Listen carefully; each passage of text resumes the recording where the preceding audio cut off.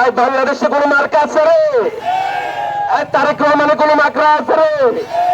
এই জিয়াউর রহমানের দিয়ে যাওয়া কোনো মার্কা আছে রে? গণতন্ত্রের কোনো মার্কা আছে রে? ছাত্রদলের কোনো মার্কা আছে রে?